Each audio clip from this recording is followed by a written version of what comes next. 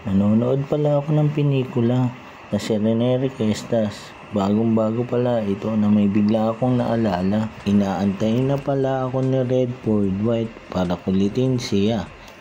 Para pakainin pala siya. Dahan-dahan ko palang binuksan ng pinto.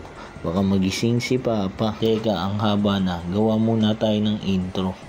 Ako si Malupit, isang fishkeeper na may dugong kanal. Ang nabubuhay ay kitikiti. Pwede din tubi. At mas lalong pwede din dapnya. Huwag lang BBS. Doon tayo lang sa sinasadyok. Silipin pala natin yung P-dirt natin. Kaso puro sila male. Hindi sila dadami pag puro sila lalaki. Kailangan nila ng mga babae. May bigla pala akong naalala.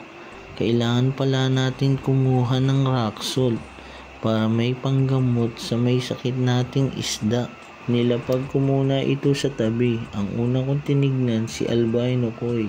Tinignan ko na rin si blue dragon. Binuhos ko ang 90% na tubig niya. Kumuha ko ng stock water sa ref tub. Nilagyan ko ng rock salt ang tubig niya.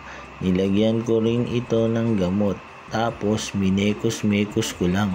Baka mainggit din si Blue Dragon kaya tinapon ko din ang tubig niya.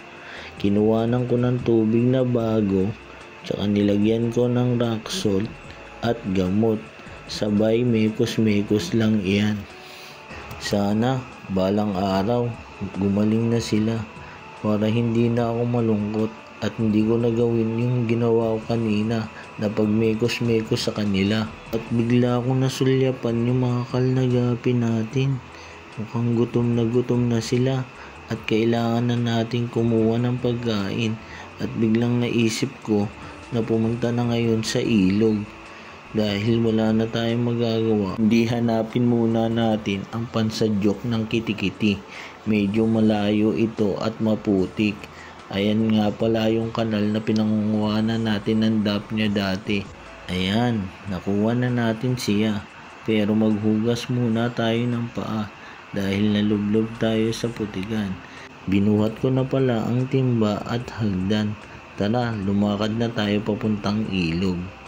Ngayon, tinatanaw natin kung meron pang mga kitikiti kasi nung nakaraan meron na itong agos. Dito na ako nagpasyang bumaba dahil may nakita na akong mga kitikiti. Lagi tayong mag-ingat pagbaba ng hagdan. Ilang beses na ako muntik magdire-diretso dito sa ilog. Ayan, nakita natin meron ng konti dito. At samahan nyo kung sadyukin natin ang bandang ito. Medyo marami-rami na rin. Pag sadyok ay di biro, maghapong nakayuko.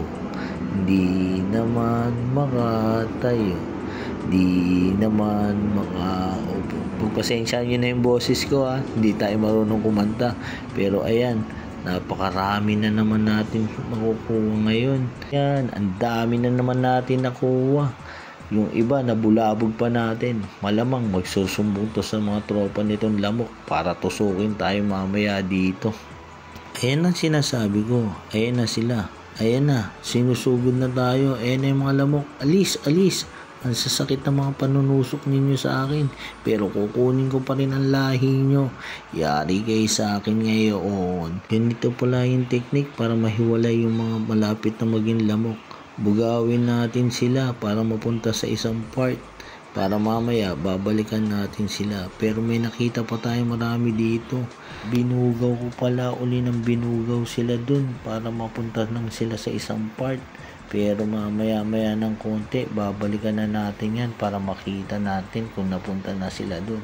Ayan, sakto, huli kayo ngayon. At nagdesisyon na ako ngayon na umuwi na dahil ang nahuli natin ng mga kitikiti ay sapat na. Pero hindi inaasahan na may bigla akong nahuling iba.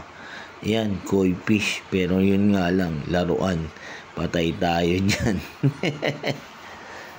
Hindi ko na binidyo yung pagpanik. Baka mamaya bumuhos pa sa akin yung isang timbang kitikiti. At nakakita ako ng isang talisay lib. Pero yun pala yung puno niya. Hindi na natin kailangan to. Tapon na natin yan. Lagi pala tayo maglinis ng ating kamay pag galing natin sa ilog. Ganito pala ang paghuhugas ko ng kitikite. Ngayon, pakainin na natin sila. Yung mga kal natin na gutom na. Ayan, diretsuhan na sila. Ang bibilis, oh. Gutom na gutom. Eto pa, isang sadyok, lagay uli. Yan, ang sasaya nila. At hanggang dito na lang tayo. Bye-bye, hanggang sa muli.